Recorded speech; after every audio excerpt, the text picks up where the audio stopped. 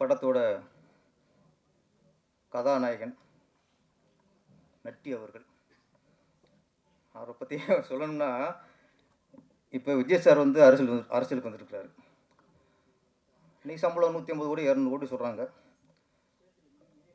அந்த அவ்வளோ பெரிய அமௌண்ட்லாம் விட்டுட்டு, அவ்வளோ பெரிய வருமானத்தை விட்டுட்டு இன்றைக்கி முழுக்க அரசியலுக்கு வந்துட்டார்.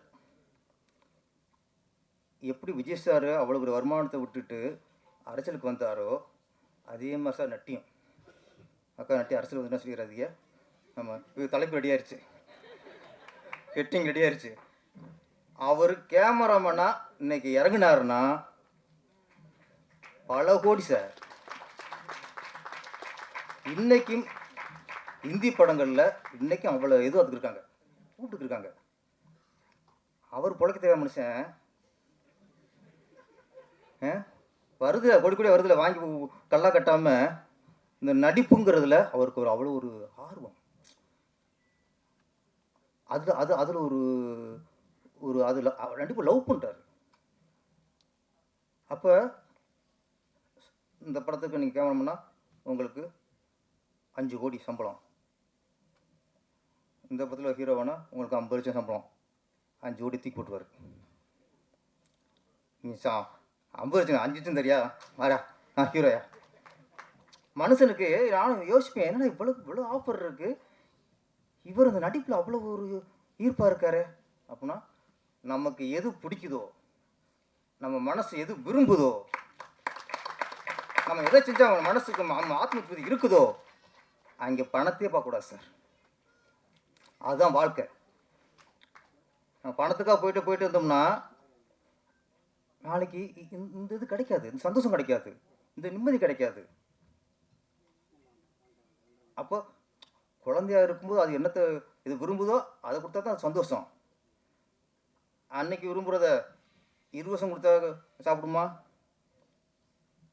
குழந்தையாக இருக்கும்போது அதுக்கு ஸ்வீட் பிடிக்கும், லட்டு கேட்கும், சிலேபி கேட்கும், எல்லாம் கேட்கும். ஆப்பிள் சேர்க்கணும் சுகர் வந்துடும். சுகர் வரும்போது சிலேபி கொடுனா தூக்கி எரிஞ்சிடுவாங்க. அப்போ அந்தந்த நேரத்தில் என்னென்ன கிடைக்குதோ, எது மனசுக்கு பிடிக்குதோ, அங்கே லாபம் நஷ்டம் பார்க்காம மனசுக்காக வாழ வேண்டும். மனசுக்காக வாழ வேண்டும். எனக்கு தெரியும் நட்டி சார் இந்த ஒரு 5 வருஷத்தில் அவர் எத்தனை கோடி இழந்திருப்பாருன்னு எனக்கு தெரியும். ஒரு அசுரன் வா மகாராஜா, நான் தான் மகாராஜா. அவருக்கு நடித்தா அவர் மகாராஜா. அவர் கேமரா போனால் அங்கே மகாராஜா இல்லை, அங்கே படை வீரனாக இருக்கலாம், தலைவர் இருக்கலாம். ஆனால் அவர் மகாராஜா இருக்கணும்னு நடிப்பார் சார்.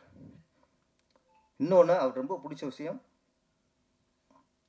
பெரிய டைரக்டரு, சின்ன டைரக்டரு, பெரிய ப்ரொடியூசரு, சின்ன ப்ரொடியூசரு, இந்த தராதரம் பார்க்க மாட்டார். கதை நல்லா இருக்கா? இன்னொன்று அவர் வந்து ஒரு இயக்குனருக்கு கால்ஷீட் கொடுக்குறாருன்னா கதைக்காக மட்டும் கொடுக்க மாட்டார். கதை சொல்லும்போதே அந்த டைரக்டரோட குணத்தை பார்த்துருவார் ஃபஸ்ட்டு. இந்த படத்தை பொறுத்த வரைக்கும் இந்த கதையும் தாண்டி நம்ம குணா சுப்பிரமணியத்துக்காக இந்த படம் பண்ணியிருக்கார் சார். செய்திகளை உடனுக்குடனும் துல்லியமாகவும் தெரிந்து கொள்ள சப்ஸ்கிரைப் பண்ணுங்க.